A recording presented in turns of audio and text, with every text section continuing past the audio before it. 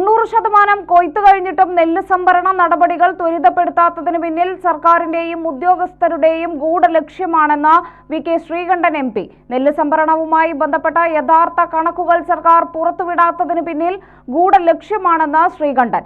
നെല്ല് സംഭരണത്തിലെ അനിശ്ചിതത്വത്തിലും വില നൽകാത്തതിലും പ്രതിഷേധിച്ച് കർഷക കോൺഗ്രസ് സപ്ലൈകോ ഓഫീസ് ഉപരോധം ഉദ്ഘാടനം ചെയ്യുകയായിരുന്നു ശ്രീകണ്ഠൻ.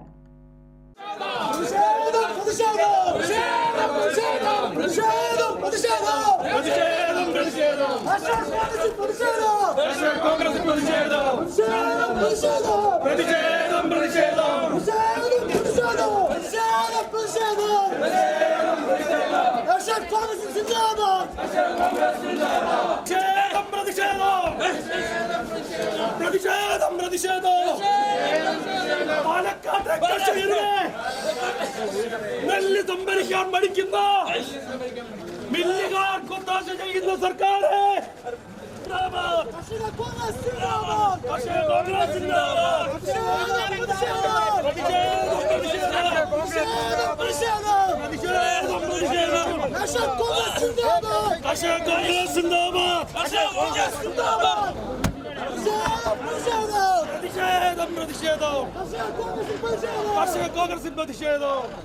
കർഷകരെ വഞ്ചിക്കുക വഴി കേരളത്തിന്റെ ഭക്ഷ്യസുരക്ഷയെ സർക്കാർ തുരങ്കം വയ്ക്കുകയാണെന്നും ശ്രീകണ്ഠൻ കുറ്റപ്പെടുത്തി.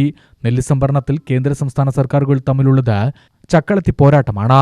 കേന്ദ്രവിഹിതം ലഭിച്ചില്ലെങ്കിൽ പ്രതിപക്ഷം യോജിച്ച സമരത്തിന് തയ്യാറാണ്. അതിന് കേന്ദ്രം എത്ര തന്നുവെന്നും കേരളം കണക്ക് കൊടുത്തുപോയെന്നും പരസ്യപ്പെടുത്തണം. വെള്ളത്തിനും വൈദ്യുതിക്കും ഉൾപ്പെടെ നിരക്കുകളും നികുതിയും പല മടങ്ങ് വർദ്ധിപ്പിച്ചിട്ടും ചെലവിന് കടമെടുക്കുന്ന സർക്കാരാണ് കേരളത്തിലേത്. സർക്കാർ ആവശ്യപ്പെട്ടിട്ടും നെല്ലുവില നൽകാനും നെല്ല് സംഭരിക്കാനും സഹകരണ സംഘങ്ങൾ തയ്യാറാവാത്തത് സർക്കാരിൽ വിശ്വാസമില്ലാത്തതുകൊണ്ടാണ്. ഭൂമി തരംമാറ്റലിലൂടെ ലഭിച്ച കോടികൾ കാർഷിക മേഖലയ്ക്ക് ഉപയോഗിക്കണമെന്ന കോടതി നിർദ്ദേശം നടപ്പിലാവാത്തത് സർക്കാർ ആ തുകയും വകമാറ്റി ചെലവഴിച്ചതുകൊണ്ടാണ്. കൊയ്ത്തിനു മുൻപ് സമരവുമായി ഇറങ്ങിയിരുന്ന ഇടത് കർഷക സംഘടനകൾ കൊയ്ത്ത് കഴിയാറായിട്ടും മാളത്തിൽ നിന്നും ഇറങ്ങിയിട്ടില്ല. UDFന്റെ നെല്ല് സംഭരണത്തിനെതിരെ സമരത്തിനിറങ്ങിയവരും ആക്ഷേപിച്ചവരും UDF അധികാരത്തിൽ വരാൻ കാത്തിരിക്കുകയാണ്. സർക്കാരിന്റെ കർഷക വഞ്ചനയ്ക്കെതിരെ വരാൻ പോകുന്ന തെരഞ്ഞെടുപ്പുകളിൽ വിധിയെഴുത്തുണ്ടാവുമെന്നും അധികാരത്തിൽ വന്നാൽ കർഷക പാക്കേജ് നടപ്പിലാക്കുമെന്നും MP പറഞ്ഞു.